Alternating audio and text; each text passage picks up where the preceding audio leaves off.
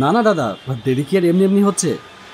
আপনার হার্ড ডিস্কের অবস্থা একেবারে যাচ্ছে না তো এইভাবে খারাপ হয়েছিল। ওটা যে রিকভারি করা যাচ্ছে সেটাই অনেক বড় কথা। আর তাছাড়া 2 TB হার্ড ডিস্ক, ওই জন্যই একটু বেশি সময় লাগছে। আচ্ছা ঠিক আছে, কবে নাগাদ পাবো? এই তো কালকের মধ্যেই পেয়ে যাবেন, চিন্তা করতে হবে না। আচ্ছা ঠিক আছে, তুমি হয়ে গেলে আমাকে একবার ফোন করে দিও, আমি গিয়ে নিয়ে আসবো। আচ্ছা আচ্ছা ঠিক আছে। উফ, এই ডেটা রিকভারির বিজনেসটা শুরু করবার পর থেকে জীবনটা পুরো তেজপাতা হয়ে গেল। শান্তি নেই। মানুষ তাদের এমার্জেন্সি ডেটা নষ্ট করে ফেলে, আর সেটা আমার কাছে রিকভারি করতে দিয়ে গিয়ে দিনে 14 বার করে ফোন। খালি কখন দেবেন কখন দেবেন। আরে বাবা, কাজটা হবে তারপরে তো দেব।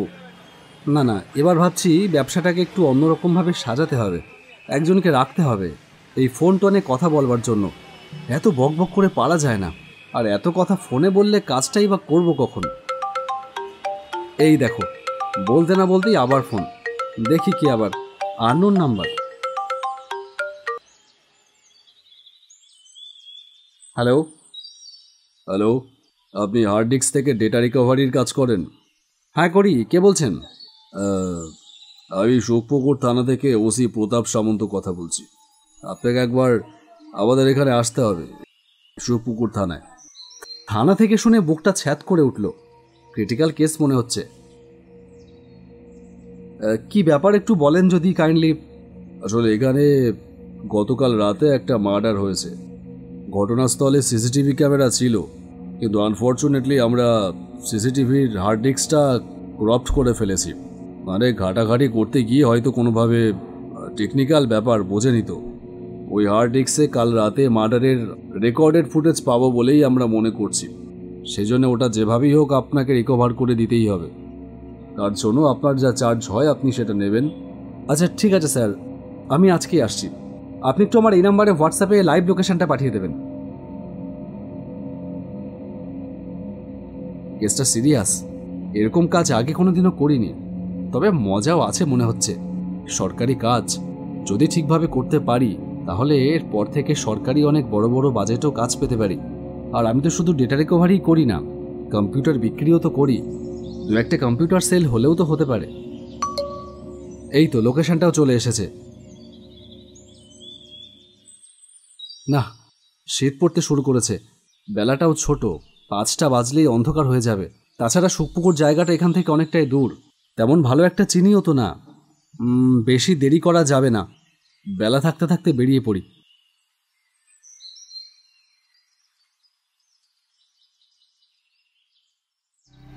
বিকেল 4:30 নাগাদ বেরিয়ে পড়লাম আমার বাইকটা নিয়ে।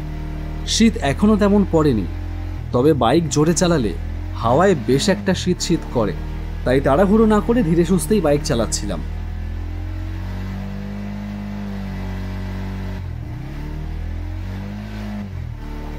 শুকপুকুরে পৌঁছাতে পৌঁছাতে 6:45 বাজল। পঞ্চায়েত এলাকা, সন্ধ্যার অন্ধকারে ঢেকে গিয়েছে ইতিমধ্যেই। সামনে একটা চায়ের দোকান দেখে দাঁড়ালাম। সেই বিকেলে বেরিয়েছি, আর ঠান্ডাও লাগছে বেশ, একটু চা খাওয়া দরকার। চায়ের দোকানে এসে বললাম, দাদা একটা চা দেবেন। এবার এখান থেকে থানাটা কোন দিকে লোকেশনটা বার করে দেখতে হবে। মোবাইলটা বার করে দেখলাম, যা একদমই নেটওয়ার্ক নেই, গুগল লোকেশন অনই হচ্ছে না। চায়ের দোকানদারকে জিজ্ঞেস করলাম, আচ্ছা দাদা এখানে থানাটা কোন দিকে? থানা থানা এখান থেকে এখনো 3 কিলোমিটার সোজা রাস্তা। আচ্ছা আচ্ছা। দাদা কি কোনো ডায়েরি টায়েরি করবেন নাকি, কোনো কেস টেস? পাশে তাকিয়ে দেখলাম আমার পাশে বসে একজন লোক চা খাচ্ছিল। সেই কথাটা বলল, না না তেমন কিছু না। তাহলে এখন থানায় যাবেন কেন? না আসলে থানায় আমারও যাওয়ার দরকার, সিভিক ভলেন্টিয়ারের ফর্ম আনতে। ভাবলাম আপনি হয়তো সেই দরকারে যাবেন কি না, তাই জিজ্ঞেস করলাম আর কি। বেশি কৌতূহল দেখাচ্ছি বলে কিছু মনে করবেন না যেন।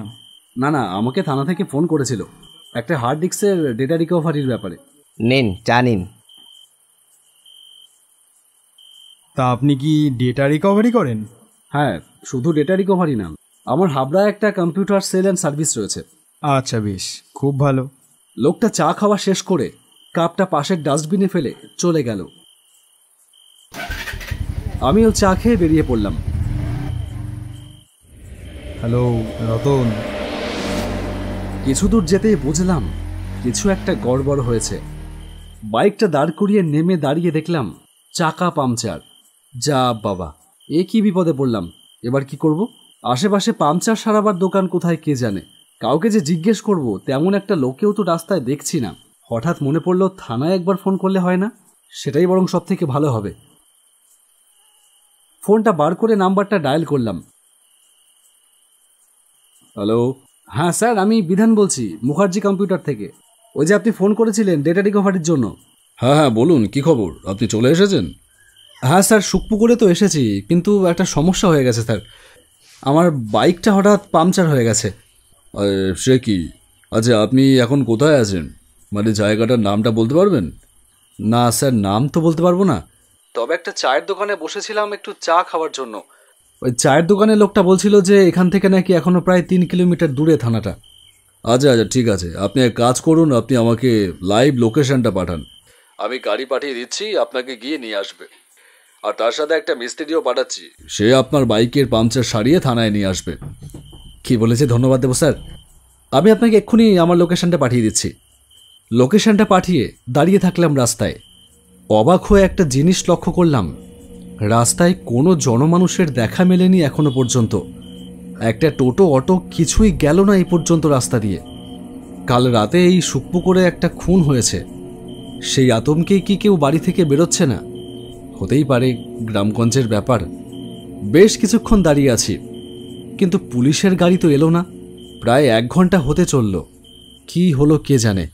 3 কিলোমিটার রাস্তা গাড়ি চালিয়ে আসতে তো এত সময় লাগবার কথা না। আরেকবার কি ফোন করব? তাই করি বরং। ফোনটা বার করে রিং করতেই ওপাশ থেকে ওসি প্রতাপ সামন্তের গলা শোনা গেল। আচ্ছা শুনুন, ভালোই হয়েছে আপনি ফোন করেছেন, আমি গাড়িটা পাঠাতে পারিনি। আসলে থানার তো একটাই গাড়ি, হঠাৎ পাশের একটা জায়গা থেকে ফোন এসেছে, পুজোর ভাষা নিয়ে গন্ডগোল হচ্ছে, আমরা সেখানে বেরিয়ে গেছি। আপনি একটু টোটো ধরে চলে আসুন যেভাবেই হোক। এ কি মুশকিল, 1 ঘন্টা দাঁড় করিয়ে রেখে এখন এমন কথা শোনালো। রাগে আমার গাটা জ্বলে গেল, কিন্তু কি আর করব, পুলিশের ওপরে তো আর চোটপাট দেখানো যায় না। এখন কাজটা না নিয়ে ফিরে যেতে গেলেও তো বাইকটা ঠিক করতে হবে, সেটাই বা করি কি করে। কোথায় যাবেন দাদা? হঠাৎ সামনে তাকিয়ে দেখলাম একটা টোটো এসে দাঁড়িয়েছে কখন। কিন্তু আশ্চর্যের বিষয়টা হলো টোটোটা চালাচ্ছে একটা মেয়ে। শুনেছি শহরের দিকের মেয়েরা নাকি এখন টোটো চালায়, কিন্তু এমন একটা গ্রামের রাস্তায় একটা মেয়েকে টোটো চালাতে দেখে ভারী অবাক লাগলো। কি হলো, কিছু বলছেন না যে? বলুন কোথায় যাবেন? আপনার বাইকটা তো দেখছি পাংচার হয়ে গেছে, নিশ্চয়ই কোথাও যাওয়ার জন্য গাড়ির অপেক্ষা করছেন। অপেক্ষা করে লাভ নেই, এই এলাকায় কাল রাতে একটা খুন হয়েছে, সেই ভয়ে গায়ের লোক সব ঘরের ভেতর গুটিয়ে আছে, কেউ সন্ধ্যার পর বেরোচ্ছে না। আপনি কোথায় যাবেন বলুন, আমি আপনাকে নামিয়ে দিয়ে আসছি। আমি থানায় যাব। উঠে আসুন। হ্যাঁ, কিন্তু বাইকটার কি হবে? এখানে রেখে যাওয়া যাবে কি? আপনি নিশ্চিন্তে চলুন, দেখছেন না রাস্তায় জনপ্রাণী নেই, আপনার বাইক সারা রাত পড়ে থাকলেও কেউ হাত দেবে না। আমি আর কোনো কথা না বাড়িয়ে উঠে পড়লাম তার টোটোয়। টোটোটা চলতে শুরু করলো।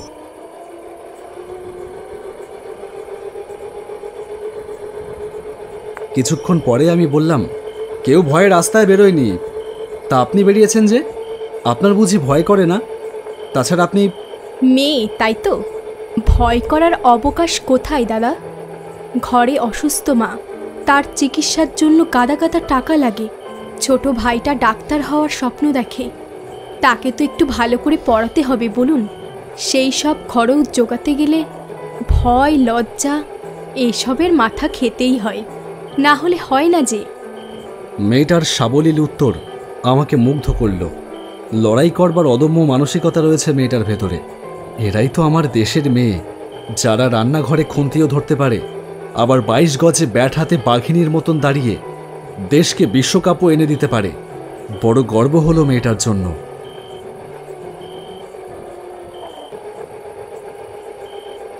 অনেকটা পথ আর কোনো কথা হলো না।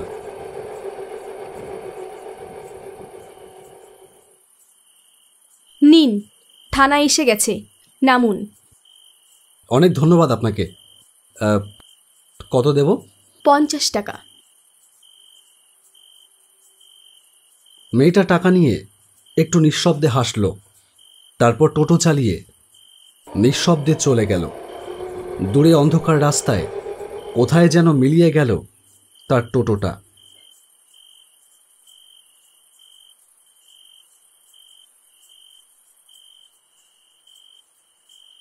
দেখুন, সবই তো আপনাকে বুঝিয়ে বললাম, আপনাকে কিন্তু এটা ঠিক করে দিতেই হবে। আমাদের ধারণা এই হার্ড ডিস্কে সব রেকর্ড রয়েছে। কি পারবেন তো? আমি চেষ্টা করব স্যার, আশা করি রিকভার হয়ে যাবে। না না, চেষ্টা করব বললে তো হবে না, আপনাকে করে দিতেই হবে। স্যার, এই যে বাইকের চাবি। আচ্ছা, ঠিক হয়ে গেছে। থ্যাংক ইউ ভাই। নিন তাহলে, আপনি বেরিয়ে পড়ুন।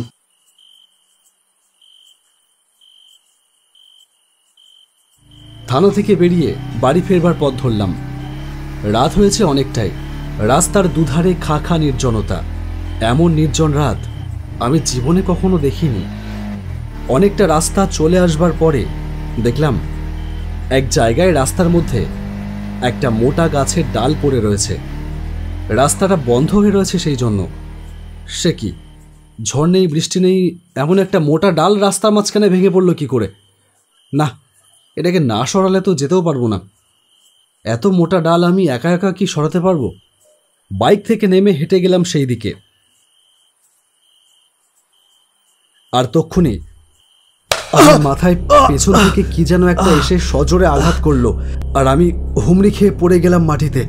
উঠে দাঁড়িয়ে পেছন ঘুরতেই দেখলাম আমার পেছনে এসে দাঁড়িয়েছে বেশ কয়েকজন লোক। দেখেই বোঝা যায় এরা কেউ সুবিধার লোক না। এদের মধ্যে একজনকে আমার চেনা চেনা মনে হলো। কোথায় যেন দেখেছি। হ্যাঁ, দেখেছিই তো, আজ রাতেই তো চায়ের দোকানে। কি চায় এরা আমার কাছে? হার্ড ডিস্কটা দে।